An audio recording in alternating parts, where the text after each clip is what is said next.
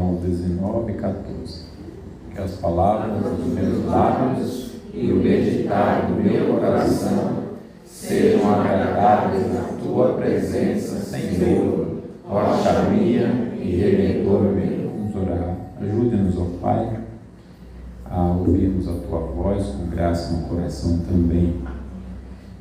Que a tua palavra nos transforme, apesar de tantas repetições em pecados, em áreas que cada um de nós às vezes tem, uns em umas áreas, outros em outras, mas a tua graça é superabundante sobre o pecado e é poderosa para nos purificar de toda injustiça.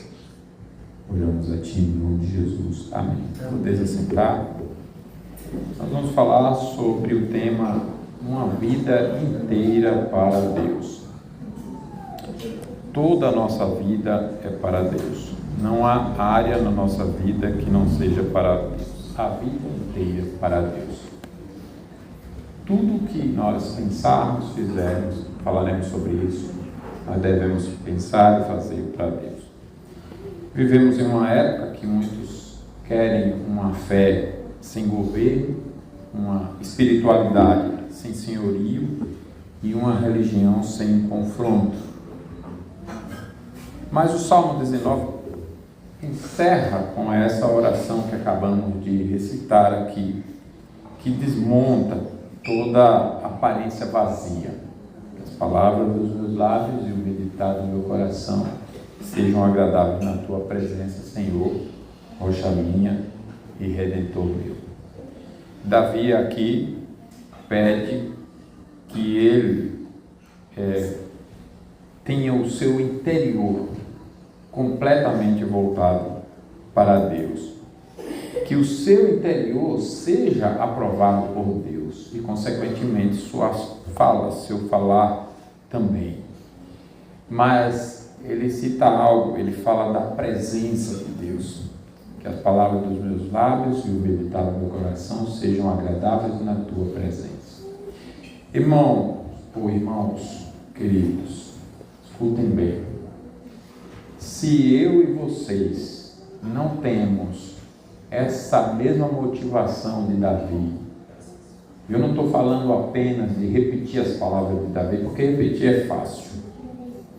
É repetir por causa do mesmo motivo, a mesma graça de Jesus. Se nós não tivermos, temos que reconhecer que a verdade bíblica é: nós não temos Cristo, nós não temos salvação. Se nós não temos o mesmo interesse de Davi, nós não temos salvação. Então, aqui o texto fala dessa disposição, desse pensamento, dessa motivação de que Deus se agrade de mim em todas as áreas da vida. E nós falamos sobre isso semana passada. Mas a consciência motivadora é a presença de Deus.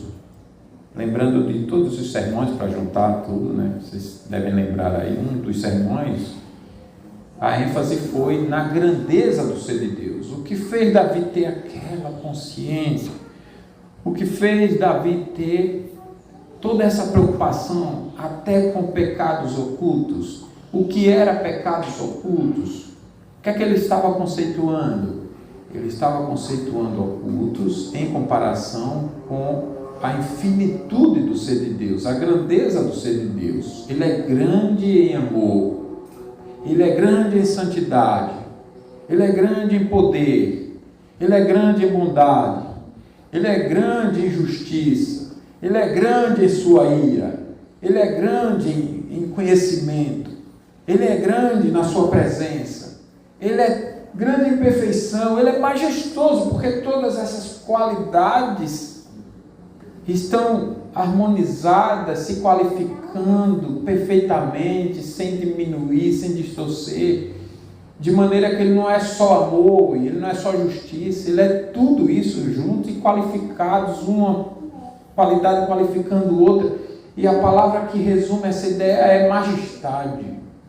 E Davi, então, ao olhar para a grandeza do ser de Deus dessa forma e olhar para os seus pecados, ele percebeu que mesmo com a graça salvando-o, alcançando-o, ele não conseguia exaurir o seu pecado, quantificar, qualificar a ofensa, porque ela tinha uma relação com essa dignidade do ser de Deus. Se Deus é infinito, a ofensa era de valor infinito. E ele, Davi, não era infinito. Ele era limitado. Então, dali, do seu limite para frente, seus pecados eram ocultos. Então, ele pede, absolva-me disso. E a motivação é a dignidade do ser de Deus. Ele está preocupado com isso. E agora, nós vamos dar ênfase, ainda nesse sentido, na consciência de que eu estou o tempo inteiro na presença de Deus. Todos estamos.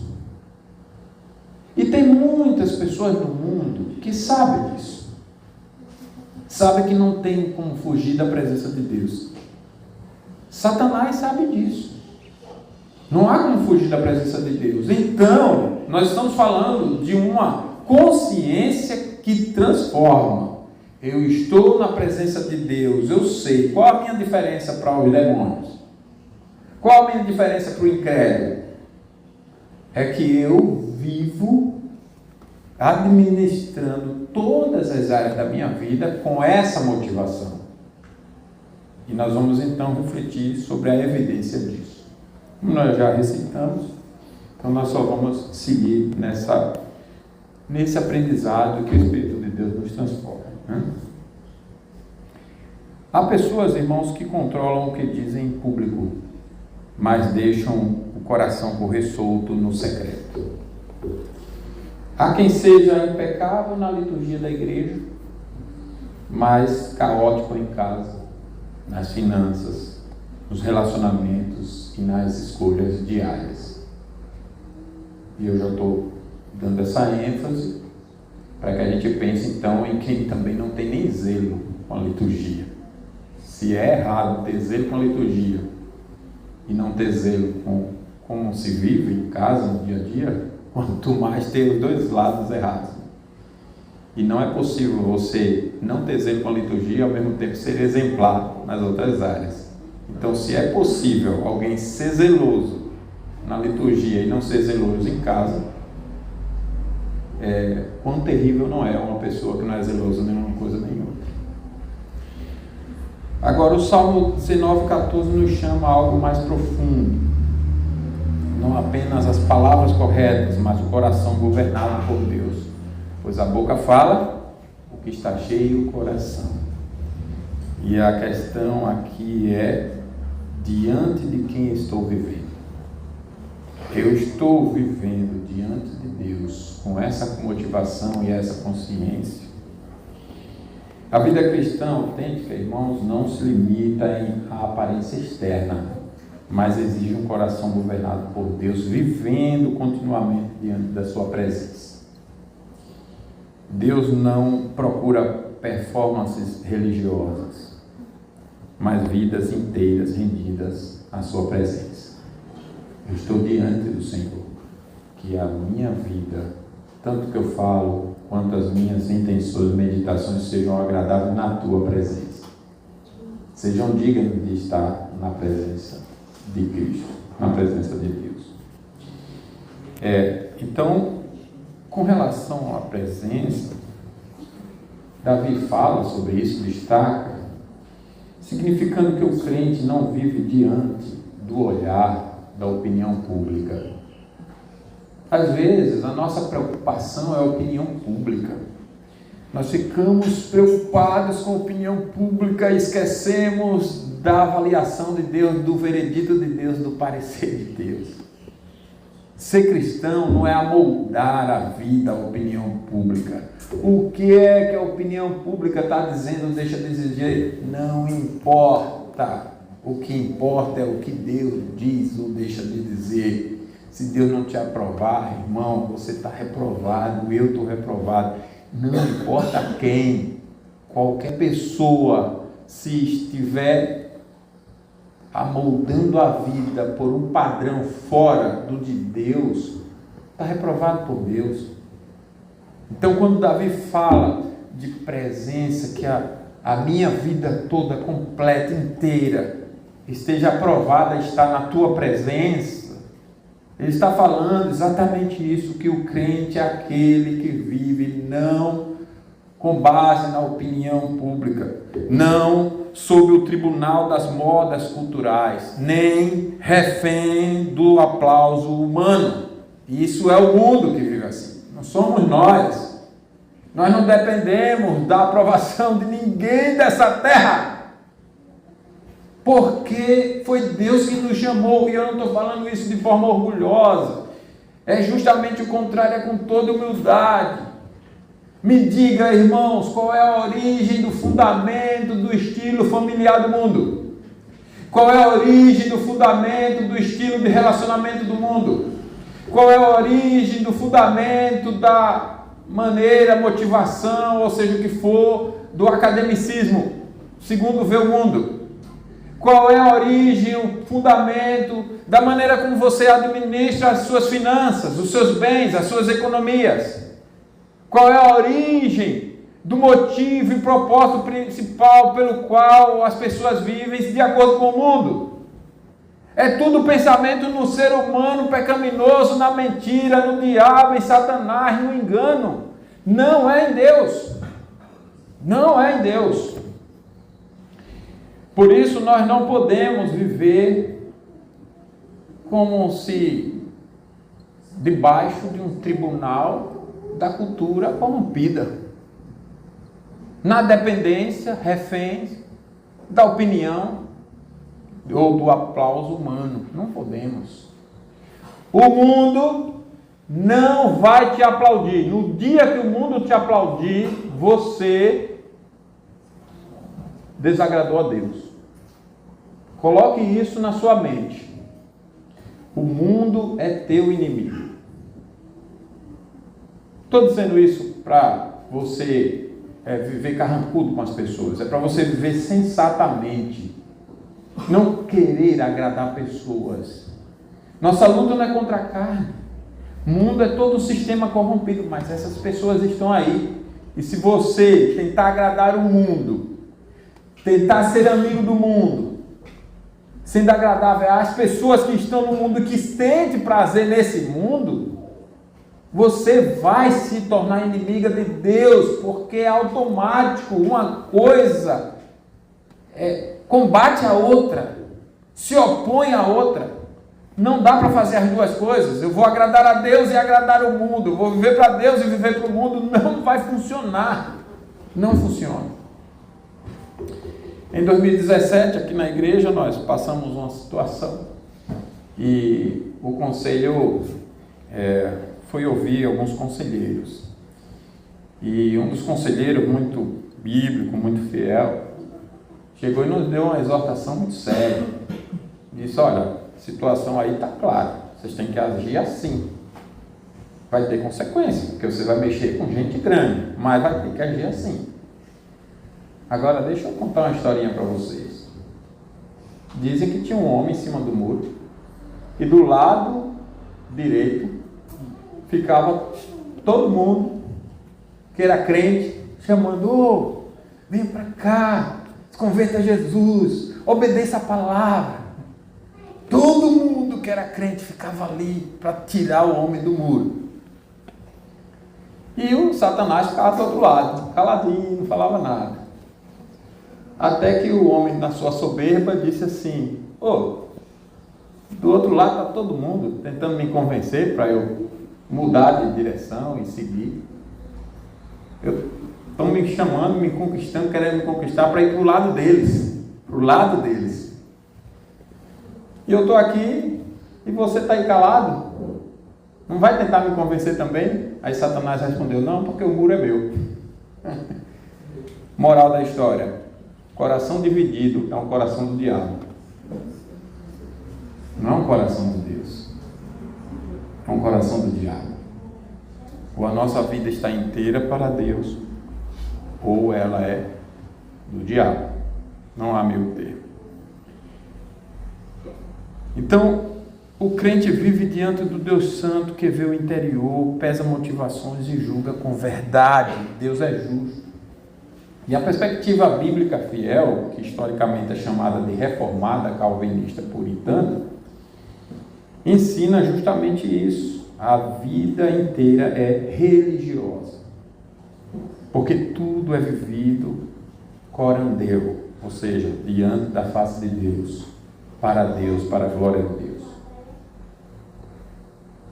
Então a vida cristã é inteiramente religiosa. Na verdade, todos vivemos de acordo com o que adoramos. Ou nós adoramos a Deus ou a outro, mas vivemos de acordo com o que adoramos. Então, o crente vive corandeu, para a glória de Deus, diante da face de Deus e não sob a aprovação humana. Quem vive diante de Deus não precisa viver para impressionar homens. Quem vive diante de Deus não precisa viver para impressionar homens. Então, Davi fala aqui do coração e a boca que nós já meditamos. Só quero relembrar. Ele une, meditação e palavras. Porque a boca fala do que está cheio o coração. E por isso, conversas, comentários, reações e até silêncios revelam o estado da alma. Outra vez certa feita, comentei com alguns sobre alguém que era o tempo inteiro calado. E falavam bastante, olha, essa pessoa é o maior exemplo de pessoa. E eu olhando e medindo, essa pessoa é um dos maiores orgulhos, por isso que ela não fala nada. Não imaginam as surpresas que nós vamos ter, mas eu não calculei que seriam as surpresas que tivemos. Eu sabia que ia ter uma grande surpresa, mas não as que tivemos, né? E não deu outra. Porque, irmãos, silêncios também revelam o estado da alma. Posso dar um exemplo? Você está diante de um público de diversas pessoas, entre elas autoridades poderosas. Aí estão todos ofendendo a Cristo. Você fala ou fica covarde e calado? Se você se acovardar calado, a realidade do seu coração foi revelada ali. Cristo não é tão importante para você. Então, você não se preocupa. Eles aqui estão falando, eu vou me comprometer. Né? Você não se preocupa. Então pode acontecer o que for. Outro exemplo. A injustiça está acontecendo em algum lugar. E você tem uma posição para tomar providências. Você não toma. O que é que você está revelando? Exatamente a realidade e o estado da sua alma.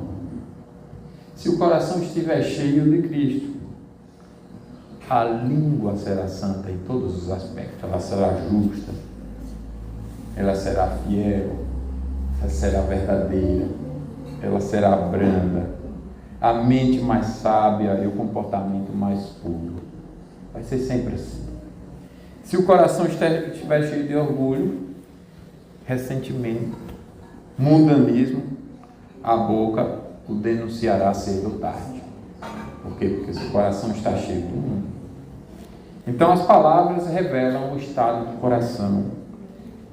Portanto, santidade externa começa com transformação interna. Quando é que eu sou santo por fora? Quando eu começo a ser santo por dentro. A boca denuncia aquilo que o coração decidiu abrigar. A boca fala que está cheio o coração.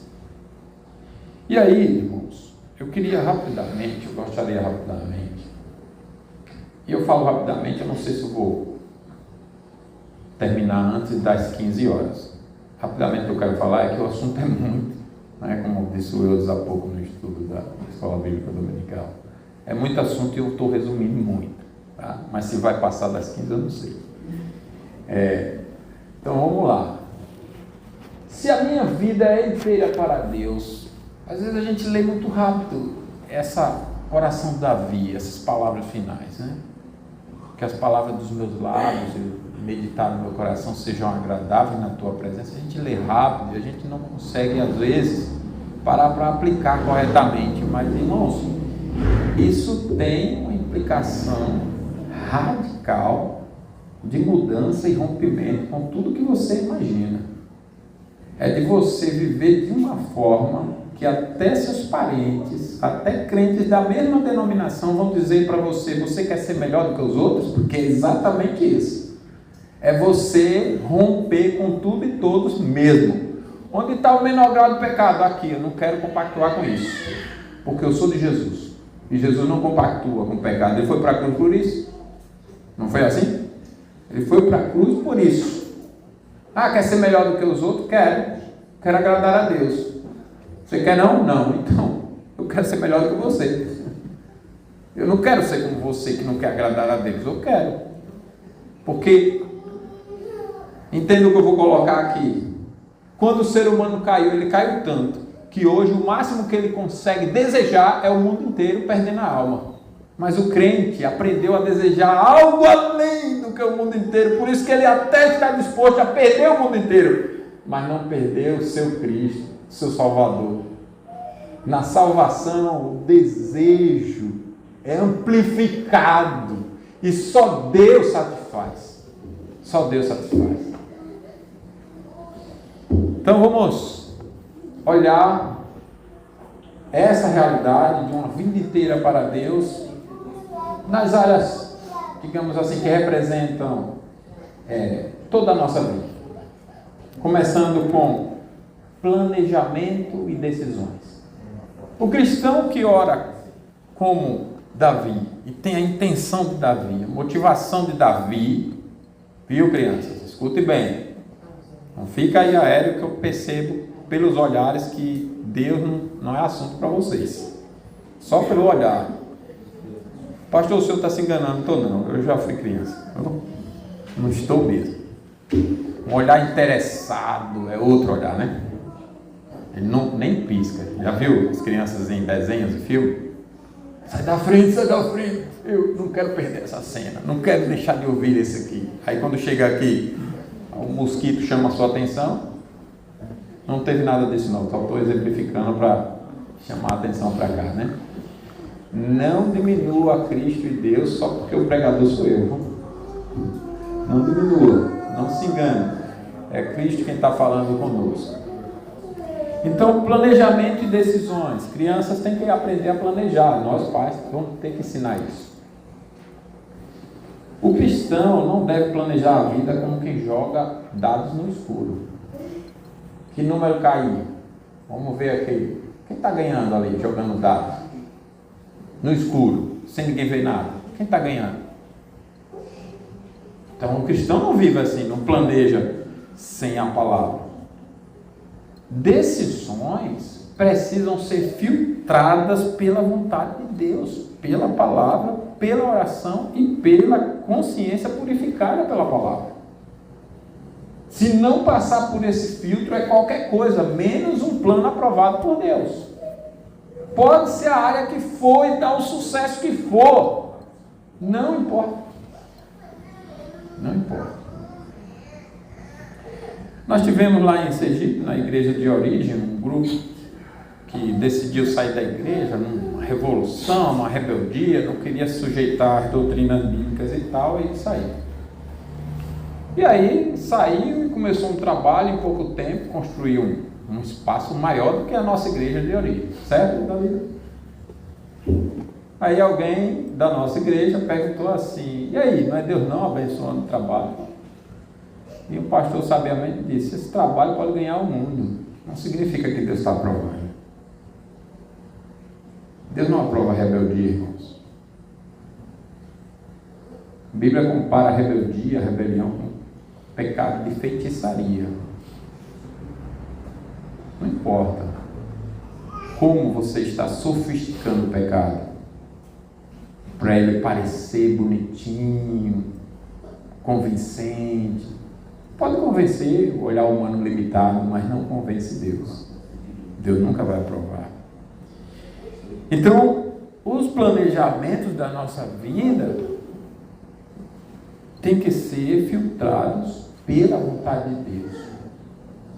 Se você só leu a Bíblia toda 100 vezes, mas só leu, 100 vezes, mas só leu, você não tem ainda o conhecimento de toda a vontade de Deus. Você precisa se aprofundar nessas verdades. E depois aprender a aplicar essas verdades. Condicionar a mente, o coração, a consciência, para que a palavra purifique. O Salmo aqui nos ensina a pedir até pela meditação interior, para que seja agradável ao Senhor. Veja, meditação interior. Então, antes de aceitar um projeto, escolher um caminho, tomar uma decisão, nós precisamos perguntar: isto agrada a Deus ou apenas ao meu ego? Quem é que está aprovando isso aqui? Porque normalmente eu vou aprovar, é claro. E se eu não conhecer a palavra toda, eu vou adequar a aprovação. Olha, Deus está aprovando.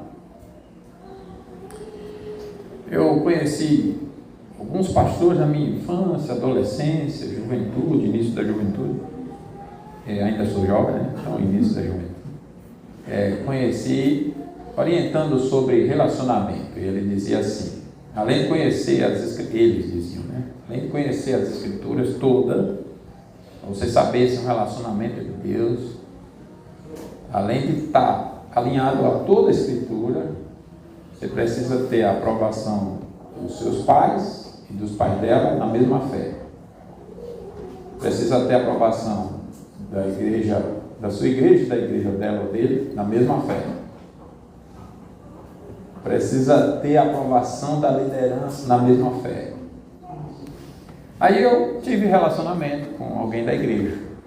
Não tinha aprovação de todo mundo. Um deles era meu pai. Não crente, mas essa mulher aí não é para Lisandro, não. Eu lembrei desses ensinos, não vai ser essa. Uma outra, da mesma igreja, mas não é essa não também. Tinha, às vezes, alguém da igreja, às vezes o conselho, e assim foi, até que chegamos em Mônaco.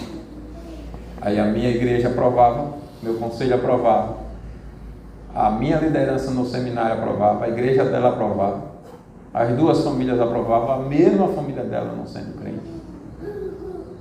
Ou seja, não houve dúvida alguma, eu nem sabia se eu ia casar. Eram só os sinais visíveis, né?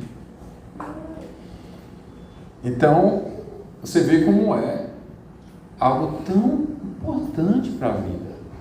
Planejar e decidir. Se eu já planejo com a decisão prévia anterior, sem o conhecimento da palavra, não vai mudar. Eu vou fazer com que tudo do meu plano se adeque ao que eu quero. Eu já decidi antes.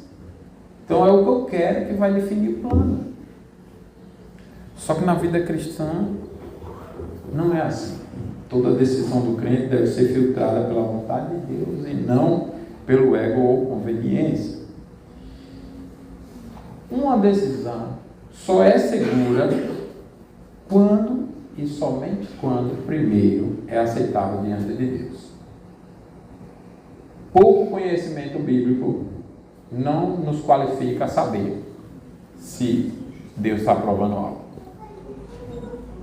Muito conhecimento bíblico também não vai ser suficiente. Você precisa de todo conhecimento. Porque não só de pão vive o homem, mas de toda a palavra. Toda não é quase toda, nem é muito. É toda. Vamos falar de ensino. Na área do ensino, da escola, academia, enfim, como a gente queira chamar, na formação. Nessa formação escolar, acadêmica, enfim, o crente não busca só um diploma. Hoje, muitos são motivados por isso, diploma, status, salário. Irmãos, nós não vivemos por diploma, status, nem salário. Eu não escolho o que eu quero porque eu quero. Eu acho isso que bonito. Deixa eu ver o que eu quero escolher. Não é assim que vive. Isso é um mundo. O que é que você quer ser? Essa é a pergunta do mundo. Mas qual é a pergunta cristã? O que Deus quer que eu seja pode ser exatamente contrário ao que eu mais quero. O que eu menos quero é o que Deus quer. Pronto. Pode ser. Mas a vida cristã é isso.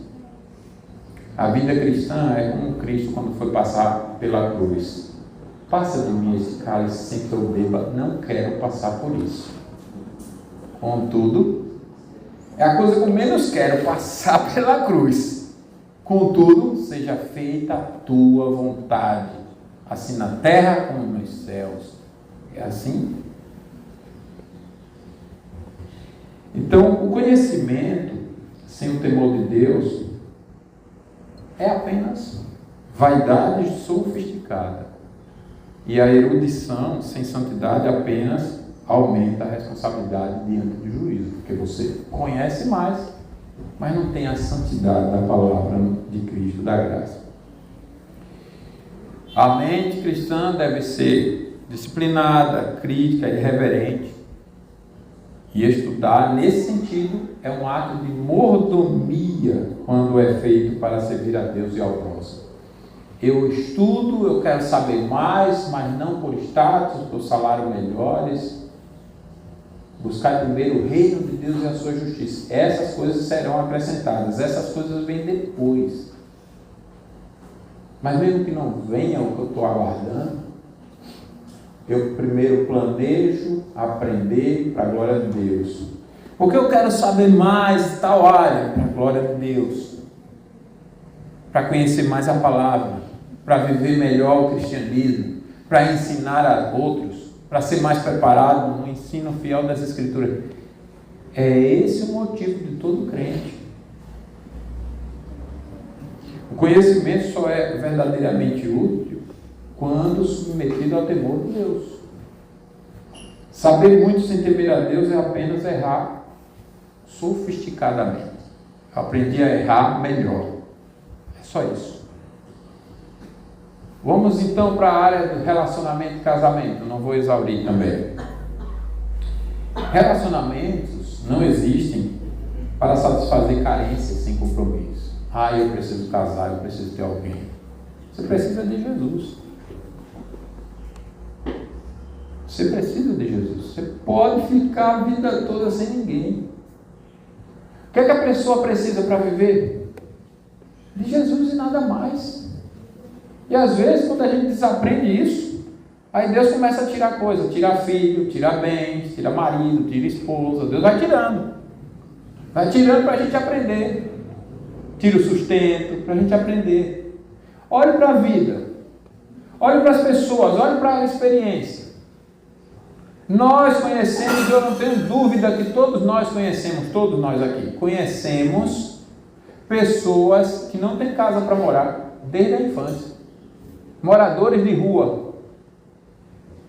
E que chegaram à velhice moradores de rua. Não foi assim? Não é assim? É claro que é assim. E isso nos ensina, nem de casa você precisa para morar. Se Deus, você precisa que Deus queira que você viva. Se Ele quiser, você vai viver sem casa. Tem pessoas que vão até a morte, a velhice, sem uma esposa, sem um marido, sem filhos. Não estou dizendo que não é para zelarmos por essas coisas. Eu estou dizendo que nós não devemos colocar essas coisas no lugar de Deus. É a ordem das coisas.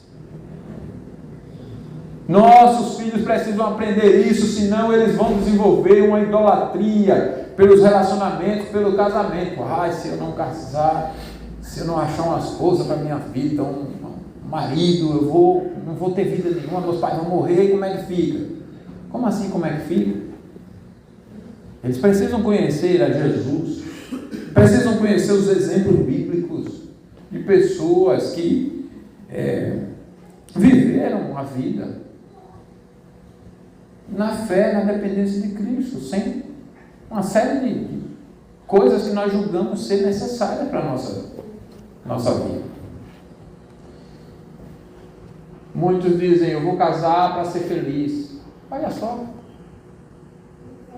Essa é a forma de pensar do mundo, casar para ser feliz. Mas o casamento não tem esse poder. Eu vou casar para fazer o outro feliz. Oh, humilde você, hein? Só Jesus tem esse poder de fazer alguém feliz. Você não tem. Você poderia ser a melhor pessoa do mundo. Perdendo tempo na internet. Eu cometendo o pecado, perder tempo. Mas Deus transforma o mal em bem, né? Então eu vou usar o exemplo da minha perda de tempo aqui agora. Perdendo tempo. Não vou nem usar o nome para você ir atrás procurar. Não é? Eu encontrei um casal lá que eles ficam produzindo uma cena para ganhar like e dinheiro, né? E aí a mulher chega impaciente. Ah, desisto de você. E começa a brigar com o marido. Tá, porque você não há nada errado em sua vida.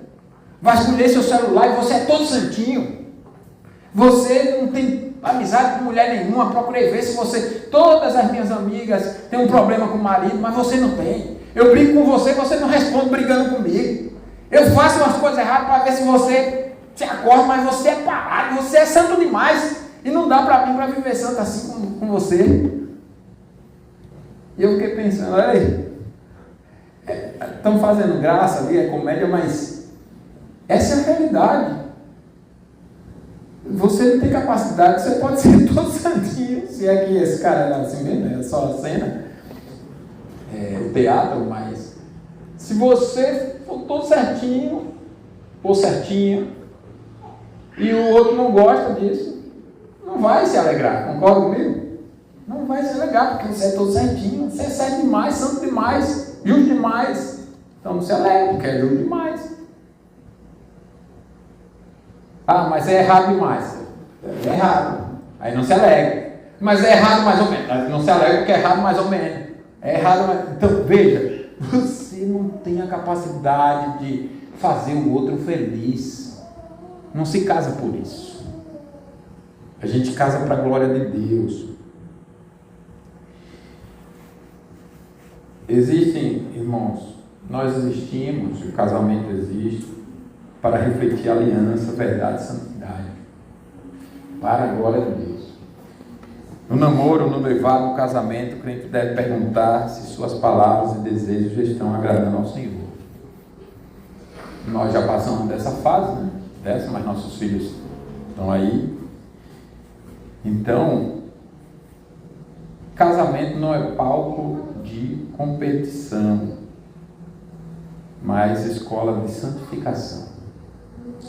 Teve um seminarista chileno, ele era advogado, um cara inteligentíssimo, e aí ele estudou no nosso seminário e voltou para o Chile. No ano que ele voltou para o Chile, aí ele passou uma mega igreja, e ele casa. E não me lembro se naquele mesmo ano ou no ano seguinte ele teve filhos. Novo, muito mais novo que eu. Mas inteligentíssimo, já foi para o seminário advogado. Eu ainda o vejo na internet, né, lá no Facebook, ele está no Chile. Aí ele dizendo, outro dia me chamou a atenção, ele disse exatamente isso aqui. Ele disse, casamento nos santifica, família nos santifica. Em todas as áreas, família nos santifica. A esposa dele linda, ele também bem simpático. E o homem fica com receio de chamar o outro de bonito, né? Tenta chamar de simpático. Vai amenizando ali. Mas ele era bonito. Principalmente hoje, né? Você fica com receio para não ser mal compreendido, né? Você fica tentando. Só que eu fiquei pensando, por que ele usou aquela frase, né? Casamento foi dado por Deus para nos santificar. Filhos são dados para nos santificar. Talvez isso explique porque hoje muitos não querem casar, outros não querem ter filhos. Na igreja eu estou falando. Por que não? É uma bênção, um mandamento de Deus, né? Multiplicar, encher a terra. Mas tem que ser com essa consciência. Eu não caso para ser feliz, eu não caso para fazer o outro feliz. Eu caso para a glória de Deus. Eu caso para refletir Cristo e a igreja. Eu caso para ser santificado. Olha só. Esse é o motivo. Então, o casamento não é lugar para domínio carnal, mas para serviço mútuo, honra e fidelidade. Se você casa por outros motivos, isso vai explicar impaciências, grosserias, falta de humildade, de perdão, de amor, o divórcio, né? Divórcio acontece por, entre outras coisas, o motivo pelo qual casamos. Então, relacionamentos existem para refletir santidade, compromisso e aliança diante de Deus. Relacionamentos que não glorificam a Deus acabam consumindo a alma. Porque você projetou uma coisa que não está tendo, não vai ter, você vai se desgastando. Eu casei para ser feliz, mas eu não estou sendo feliz. Você vai se desgastando, vai violentando a própria alma. Vamos falar agora de masculinidade bíblica. Essa masculinidade, irmãos, não é grosseria, machismo ou dureza emocional. Eu não vou nem olhar para a Mônica, porque eu pensando no sermão, aí ontem teve um momento que ela falava um negócio, eu falava outro, já nessa coisa, né? E eu já provocava de propósito as crianças. Aí ela vai zoar comigo agora. É mesmo, é machismo. Não é dureza emocional, mas não é mesmo, irmãos. Masculinidade bíblica não é isso. É liderança servidora, coragem moral, fidelidade doutrinária e responsabilidade sacrificial. Isso é que é masculinidade bíblica. É para o homem ser fisicamente definido masculino? Na nossa cultura nós desenvolvemos esse corpo aqui, mas não era para ter um corpo de homem mesmo na sua masculinidade. Tem uma diferença muito grande. O homem precisa desenvolver a sua força masculina para ser o protetor da sua casa? Precisa, isso faz parte, isso precisa, mas não para ser motivo de ameaça, de domínio, não. Eu estou tentando evitar usar um exemplo aqui, mas irmãos, a gente não precisa para mostrar que é homem, usar força com todo mundo, não precisa. A gente é homem, mas é gentil com as pessoas, paciente, tranquilos, educados, meios. Cadê a Maria? Saiu? Gilbert, como é que é o nome, Luana? Gilbert. Maria foi embora. Era o Gilbert, já falei pensando nela. É um livro, irmãos, que conta, entre outras coisas, conta um romance que tem, e o rapaz era biblicamente masculino. Aí, todo mundo que lê, imagina casar com um Gilbert. Quem dera. Eu mesmo li ali, eu fiquei pensando, tem que ser um Gilbert desse, para minha esposa. A gente precisa ler essas coisas, não? Para aprender a ser um homem bíblico. E o homem piedoso é o homem que protege, provê, guia e se submete à palavra de Deus. A marca de um homem bíblico é a palavra de Deus. É o quanto ele sabe da palavra e o quanto ele ensina em casa. O quanto ele vive, o quanto ele ensina pela palavra e o quanto ele ensina pelo que vive. Essa é a marca de um homem bíblico. Nós precisamos ser esses homens para nossas esposas, mas também esses homens para nossos filhos. Filhos espiritualmente saudáveis e, consequentemente, emocionalmente saudáveis precisam de pais e mães bíblicos. Se a figura masculina não for bíblica, eles terão um problema. E os filhos, nesse sentido, são flechas que lançamos para o futuro. Essa frase não é minha, eu não sei de quem é. Geralmente aprendo a frase e depois esqueço do autor. Mas, às vezes, uma frase é minha mesmo e às vezes eu me perco. Isso é o ruim, né? Porque às vezes a frase é minha, eu vejo, isso aqui agora, deve ter sido alguém que disse, aí eu assumo como sendo dos outros para não cair no erro, né? Eu vou começar a anotar, já tinha anotado alguns para não perder. Mas os filhos são flechas. Ou seja, você prepara o seu filho que vai, com a sua preparação, preparar os dele, que vai, com a preparação dele, preparar outros e assim sucessivamente. Ou seja, você vai ser uma flecha do futuro. Ele vai influenciar outros. E eu só estou falando de influência nas gerações. Porque as influências também são horizontais. Ou seja, eu vou influenciar o mundo à minha volta. Eu vou influenciar parente, eu vou influenciar vizinho. Ou negativo ou positivamente.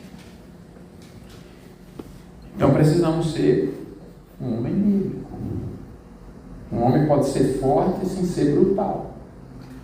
Firme sem ser tirânico. Decidido sem deixar de ser terno. Vocês já pensaram em Deus? A palavra pai vem da palavra ave, em hebraico, que é pai, se referindo a Deus. E Deus é tudo que a gente tem conhecido aqui, que é muito mais. Então, Deus não é ameaçador? Deus não é perigoso? Mais perigoso é Deus. Mas acontece que Ele é bom. Essa frase também não é minha, né? É do Texugo, Luana? Não? É de quem? Do Castor? Ah, é do Castor. Lá do Crônica de Nárnia. Esse leão é perigoso. Leão era metáfora para Cristo, Criador, né? E aí o Castor diz, é claro que é perigoso. Ele é o mais perigoso, mas acontece que ele é o melhor. Então, nós precisamos ser homens assim. Olha, não vou brincar com meu pai não, que ele é o mais perigoso, mas também é o melhor. É em quem de fato eu posso confiar. Então, a verdadeira masculinidade é marcada por liderança servidora, responsabilidade e submissão a Deus. O homem de Deus só lidera quando primeiro se submete a Deus. Se a minha liderança não é uma submissão a Deus, eu não estou liderando. Feminilidade bíblica, né? Ô Maria, você saiu, eu dei o exemplo aqui do Gilbert, agora você perdeu. Vai ser o sermão. Essa parte. Feminilidade bíblica. Ela não é, irmãos, passividade vazia, nem competição com o homem. Cuidado, viu, irmãos? Ficar competindo, deixa eu testar e ver até onde vai o meu poder. Ele vai destruir sua própria casa. A mulher sábia edifica a própria casa, né?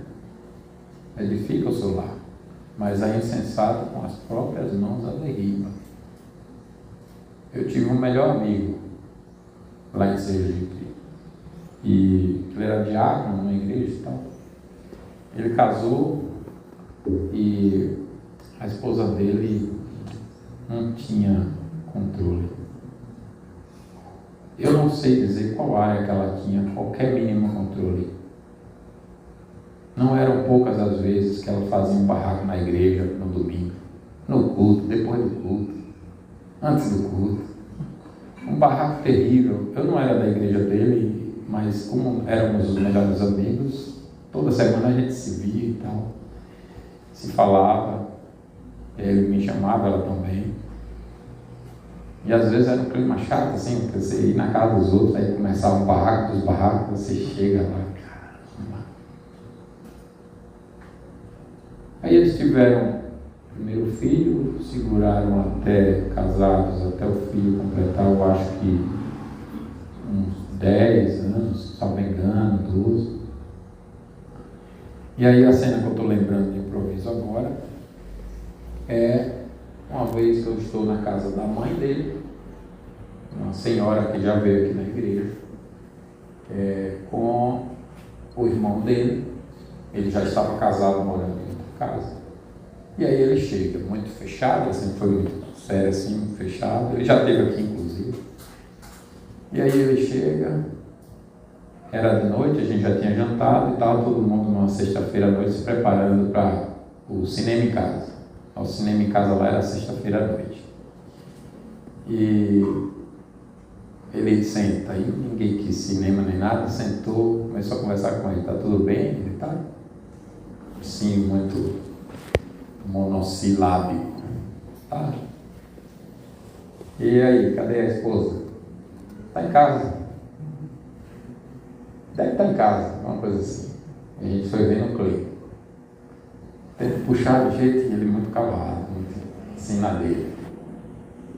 Demora um pouquinho, portão, alguém bate no portão. Era a esposa. Aí a esposa entra, descabelada.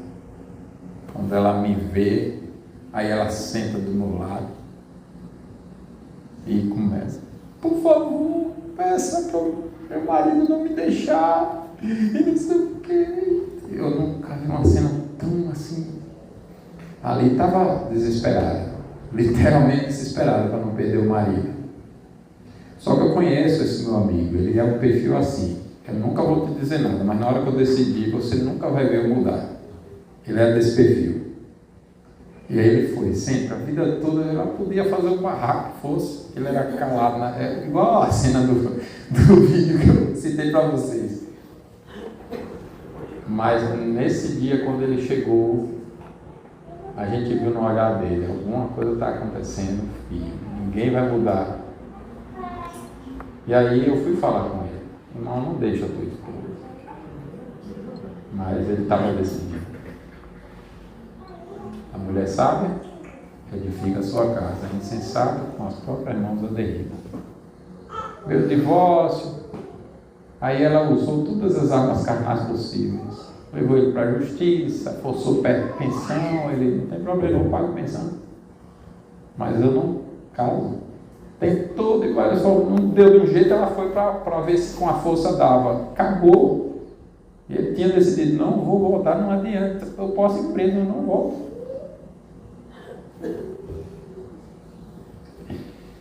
O pecado no machismo não é a única gravidade no relacionamento. Às vezes a gente coloca assim, né? Mas o pecado no feminino também. Deus não nos chamou, irmãos, para sermos machistas nem feministas. A mulher cristã é uma beleza moral. Feminilidade bíblica é uma beleza na sabedoria, uma beleza na modéstia, uma beleza na influência piedosa.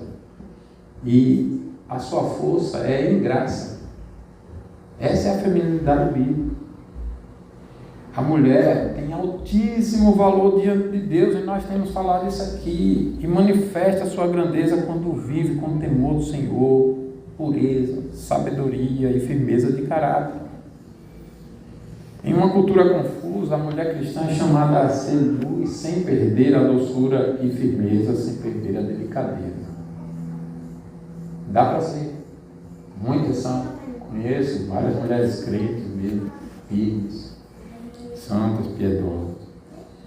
A feminilidade bíblica expressa força, sabedoria e graça moldadas pelo temor do Senhor. Essa é a prioridade. O que é que diz o texto bíblico? Vã é a graça e vã a formosura, mas a mulher que teme ao Senhor, essa será louvada. Há mais ou menos uns 5 anos, 4, 5 anos, era aniversário da minha avó. E quando alguém lembrou ali no grupo e tal, era, eu acho, uma sexta-feira à noite, quinta-feira à noite, uma coisa assim. Aí alguém lembrou no grupo, tanto que eu pedi aqui para, acho que foi o Wilson que pregou de improviso no meu lugar, porque eu fui na sexta, peguei uma passagem de avião de última hora assim, conversei com o mundo e fui lá para o aniversário da minha avó. O aniversário foi no sábado, eu voltei na segunda ou terça. Tem 4 anos que seu irmão faleceu, Solange? 4 anos também?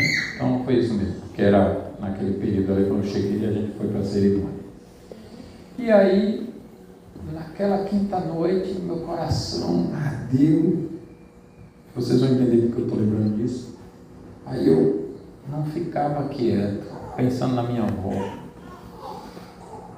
E aí eu quis escrever algo sobre minha avó. Deixa eu descrever essa mulher. Eu conhecia minha avó. E eu conhecia o que eu falei para vocês na EBD. A mulher que ela disse que era antes de Cristo, né? Uma mulher que queria ter veneno nos olhos para matar só com um olhar. E eu conheci minha avó.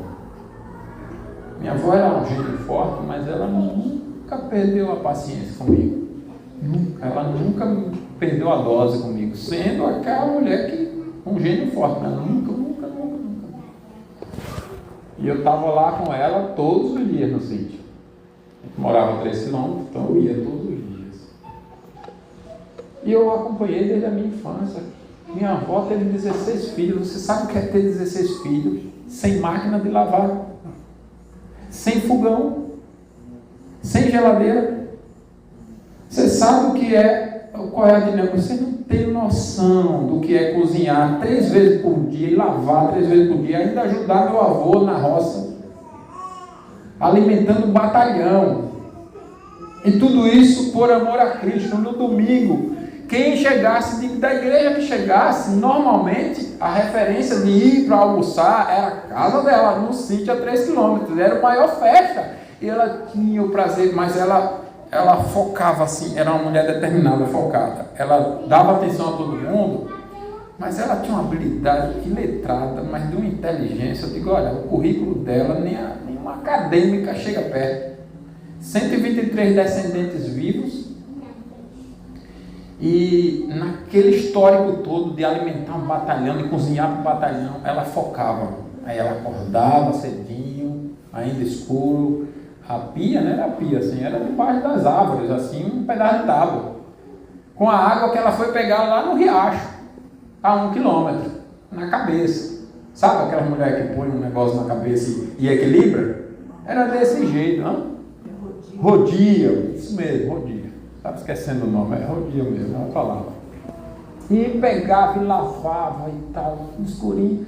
Não importasse o dia, domingo de manhã, geralmente eu ia no sábado e ia domingo de manhã, e a igreja era na cidade, a pé 3 quilômetros.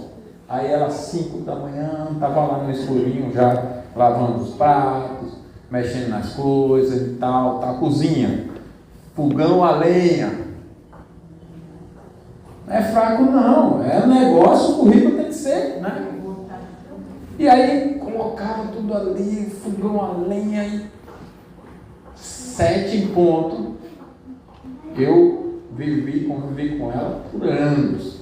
Eu nunca vi ela atrasar o café da manhã. Era 7 em ponto, café na mesa. Ela comia, ela dava atenção, parecia que ela não fez nada. Parecia. Mas terminou o café, ela já se levantava, não começava, ficava perdendo papo. Nada com ninguém não. Aí ali lavava e tal. Eu tive que fazer uma homenagem, até estou procurando lá com a família, porque o texto, se fosse hoje, Mônica ia perguntar, foi Iá? Porque hoje a pergunta é essa, foi Iá? O texto ficou maravilhoso. Eu digo, eu tenho que escrever isso, sobre o que Cristo fez na minha avó, eu tenho que escrever isso. E aí escrevi e coloquei a homenagem lá. E nessa hora que eu coloquei a homenagem que li, eu fiquei pensando, eu não sou crente não. Às vezes a gente fica procurando testemunho lá longe e Deus está brilhando o testemunho ali perto, né? Certo, Dalila? E se eu descrever aqui o currículo da Dalila, vai concordar comigo. A mulher piedosa, a sua força é a graça de Cristo, irmãos. Então, somente. A verdadeira beleza feminina floresce no terreno do temor do Senhor, não fora dele.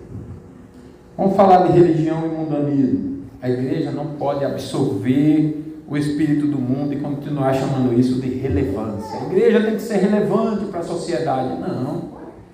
O mundanismo na igreja é quando a cruz perde a centralidade e a centralidade vira exagero e a santidade vira exagero e a aprovação humana vira a medida de sucesso. Então a igreja vive de acordo com o que os outros vão aprovar. A igreja vive assim. Como é que o mundo estão vendo nossos vídeos na internet? Todo mundo está dando like. Então essa é a igreja boa. Essa é a igreja do marketing. É a grande igreja missionária. Mas só que missionário para eles é esse marketing aí. Eu ia dizer palavrão aqui não ia ficar elegante, né? Então, mas a igreja de Cristo não flerta com o mundo. E o Salmo nos chama de volta ao centro. Deus quer palavras e meditações agradáveis a Ele, não apenas uma aparência religiosa. Então a igreja verdadeiramente bíblica pode ser impopular, mas nunca pode ser infiel. A igreja deve resistir ao mundanismo e buscar agradar a Deus e não à cultura. Então quando a igreja busca agradar ao mundo, deixa de agradar a Deus, automaticamente. Finanças e o uso do tempo. Finanças e tempo são áreas espirituais. Você não se santifica apenas orando. Você não se santifica apenas lendo a palavra, meditando na palavra. Você se santifica administrando biblicamente o seu tempo e as suas finanças. O modo como investimos ou gastamos o dinheiro e administramos horas mostra o que realmente valoriza, o que realmente valorizamos. A mordomia cristã pede, irmãos, simplicidade, generosidade, prudência e disciplina. Tempo e finanças precisam passar por esse escrutínio. Quem vive atolado em desperdício, compulsão e desordem não está apenas ocupado, está muitas vezes desalinhado com a santidade de Deus. Desalinhado com a santidade de Deus. A forma como administramos o tempo e o dinheiro revela nossas prioridades ou exclusividades. Então, o seu relógio e o seu bolso revelam quem governa o seu coração. Acredita nisso? Seu relógio e seu bolso revelam quem governa o seu coração. Amizades e conversas. As amizades, irmãos, moldam o coração e as conversas moldam a consciência. Observe que esse é o Salmo primeiro. Eu disse isso na introdução. Eu disse, esse Salmo fala de todos os Salmos. Então, a amizade molda a nossa vida. Conversas moldam o nosso coração. Se você vai se envolvendo com a amizade promíscua, profana, ruim, ela vai te levar, ou elas vão, se forem várias, te levar para pensar e se comportar daquela forma. Você não vai ser influência, você vai ser influenciado. Nós precisamos saber que nós só nos relacionamos com o mundo, com as pessoas que não são crentes, para influenciá-las, até onde conseguimos, e na sabedoria disso. Via de regra, sempre tendo outro irmão para nos ajudar nesse processo. Não vou sozinho. Eu tenho que fugir do mal e da aparência. Então, não são apenas os grandes pecados que corrompem, são também pequenas permissões diárias. Ironias. Você está com alguém que é irônico, você vai aprendendo, é só o irônico. Você tem alguém que é fofoqueiro, aí só fofoca. Recebe? Você está com alguém que faz insinuações, aí você também passa a fazer insinuações, se acostuma com aquele comportamento. Vulgaridade, linguagem vazia, tudo isso vai envolvendo. Se a boca deve agradar a Deus, então o crente precisa aprender a falar com verdade, graça, sobriedade e coragem. Então eu preciso ter cuidado com as amizades e as conversas. Se você tem um coração que quer falar de Jesus o dia todo e você não se cansa, como que você vai ter amizade com alguém que não quer falar de Cristo? Não tem prazer nisso. Vai te criticar, vai se ofender com você. Então não é sábia essa relação. A Bíblia diz que luz e trevas não tem amizade, não há comunhão. Porque se o coração quer uma coisa, o outro quer outra. Percebe? Às vezes na igreja essa dificuldade acontece porque o que não quer, mesmo sendo crente, se encheu do mundo. Se for crente realmente, Deus vai tratar, a pessoa vai se esvaziar daquilo, vai ser corrigida, vai ser purificada e vai voltar à palavra. Mas se encheu do mundo. Então as relações de conversa moldam o coração e devem refletir a santidade e graça. Conversas descuidadas constroem consciências corrompidas. Conversas corrompidas constroem consciências corrompidas. Filhos e criação. Muitos hoje não querem ter filhos como se eles fossem uma ameaça à liberdade e não uma herança do Senhor.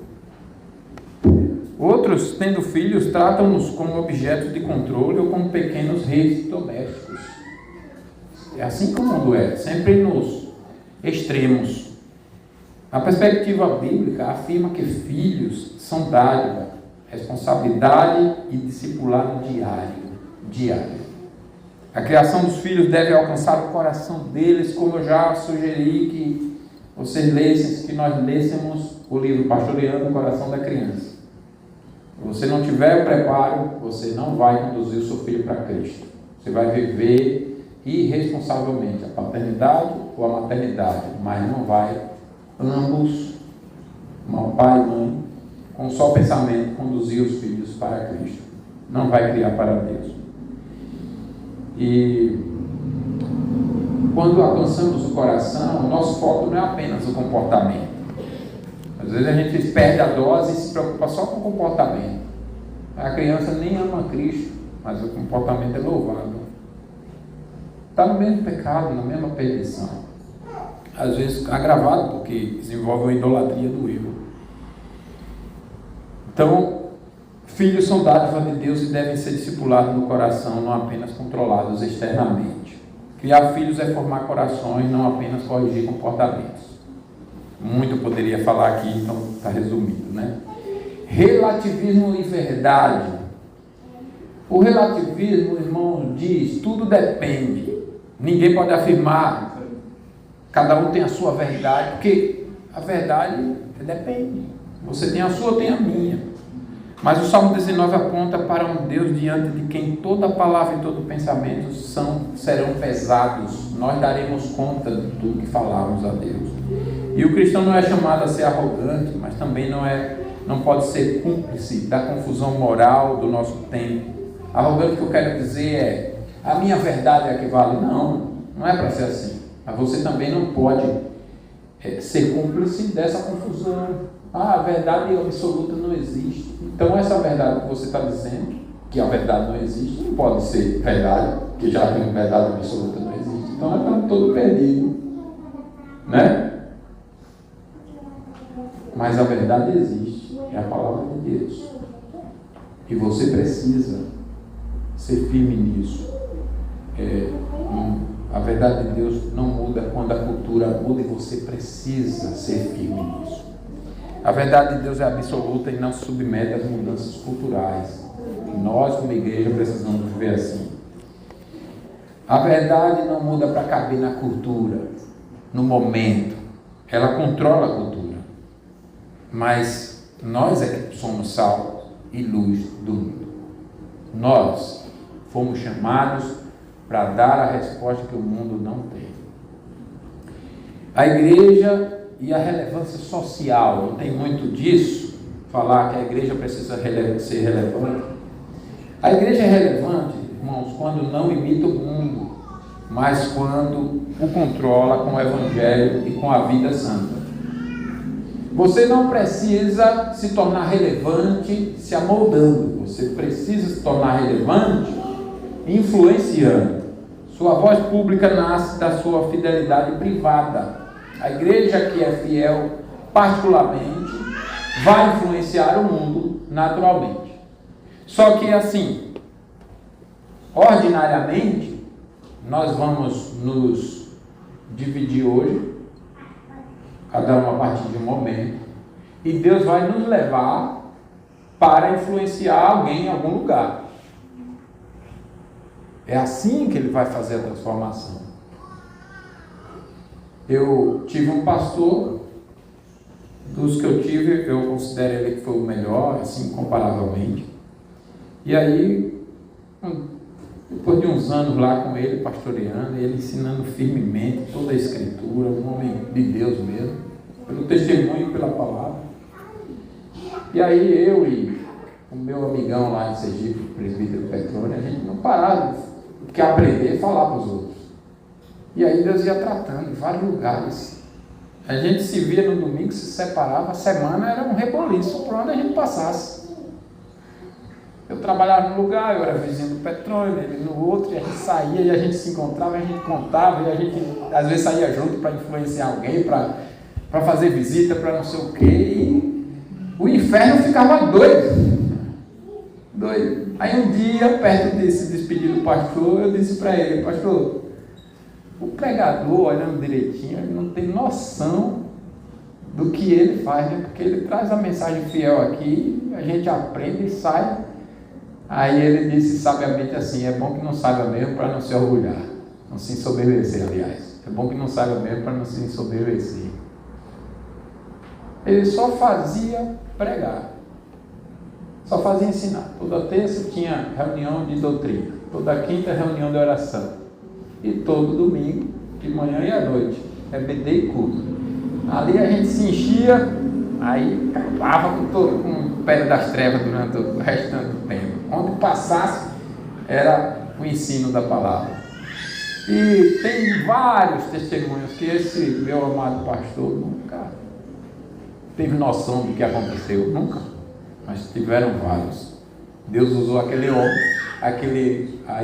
daquele homem Deus nos usou e saiu usando um e outro. Eu estou usando esse exemplo, não é para promoção pessoal, é para apenas dizer para você: se você não abre a boca, o que você aprende aqui morre aqui. Se você tem vergonha de testemunhar, o que aprende aqui morre aqui. Como que a gente vai influenciar? Uma igreja que ora, que ensina, que disciplina, serve e ama com santidade, terá a influência real, mesmo que sem aplauso. A sociedade precisa menos de espetáculo e mais de testemunho. A verdadeira relevância da igreja vem da sua fidelidade a Deus e não da aprovação social. Então a igreja impacta o mundo quando se recusa a imitá-lo. Não imite o mundo, irmãos, não siga o mundo. Cristianismo e política. O cristão não deve idolatrar a política. Nós estamos aí, ano eleitoral. Nem fugir dela, como se a fé não tivesse implicações públicas.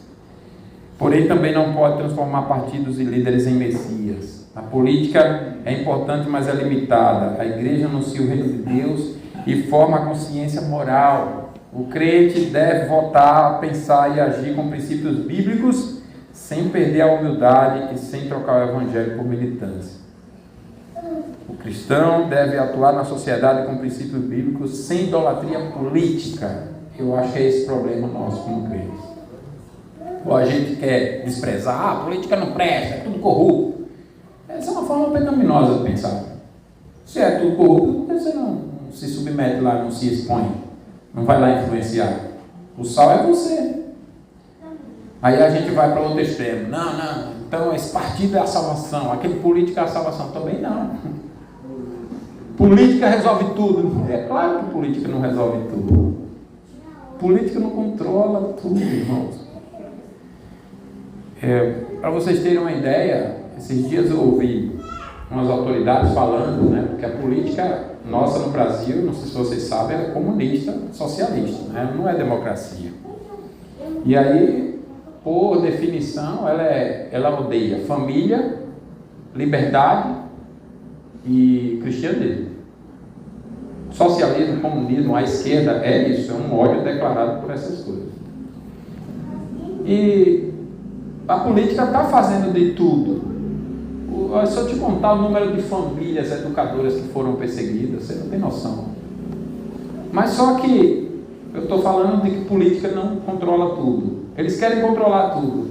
Só que tentando controlar tudo, o relatório que saiu foi que o número de famílias educadoras cresceu assustadoramente.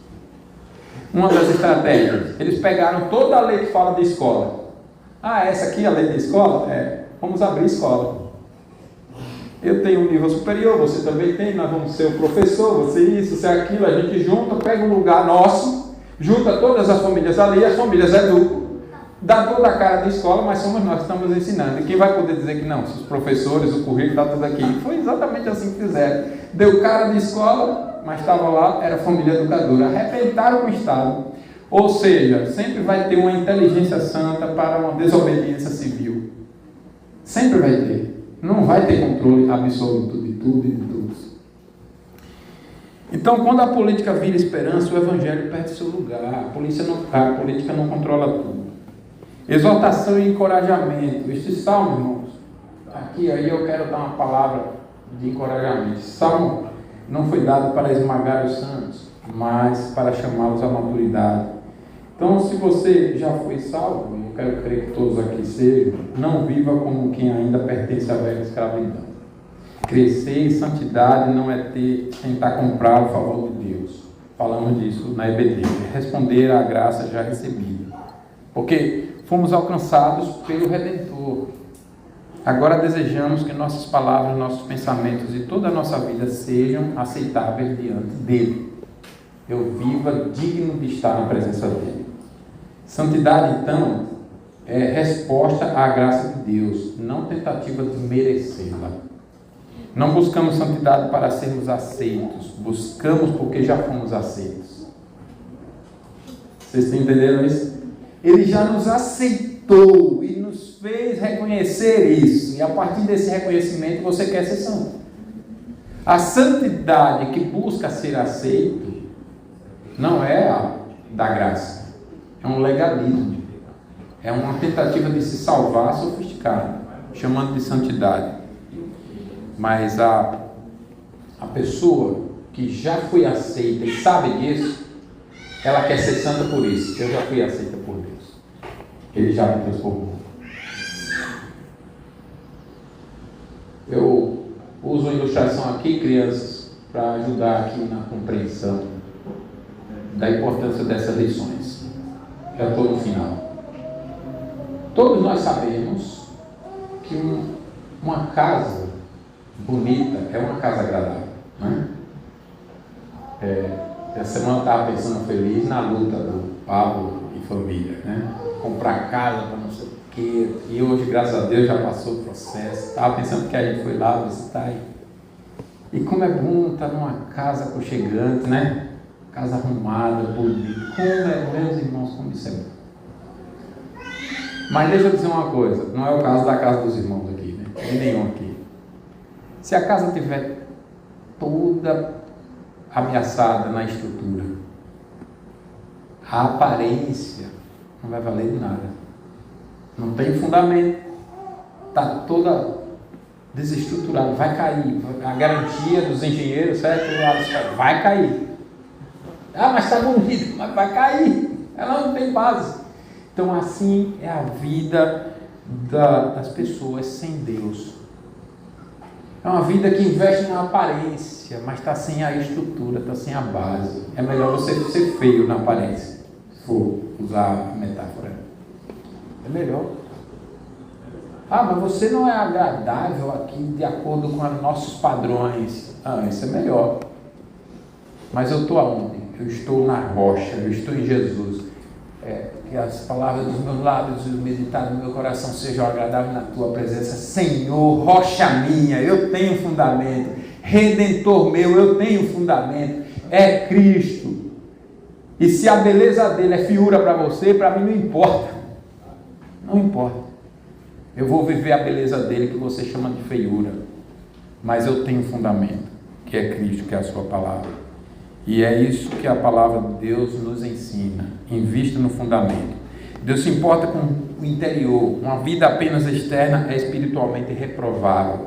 Aparências impressionam homens, mas só fundamentos firmes agradam a Deus. E Deus está olhando para o seu fundamento.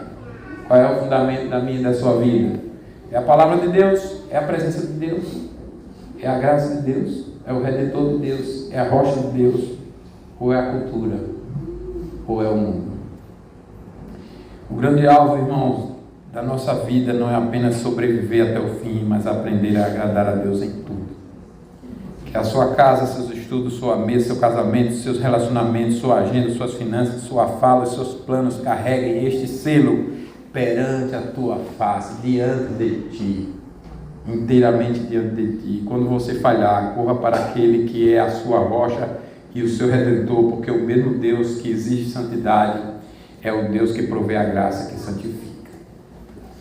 O alvo da vida cristã, então, é viver da forma integral diante de Deus, toda a vida para Deus, confiando em sua graça para a santificação. E a vida que agrada a Deus, ainda que não seja impecável, e não tem presente, mas é inteira, rendida e dependente do Redentor, como também governada por Cristo. Que Deus nos abençoe. Convido a todos a se colocar de pé. Nós vamos cantar ao Senhor. Salmo 119.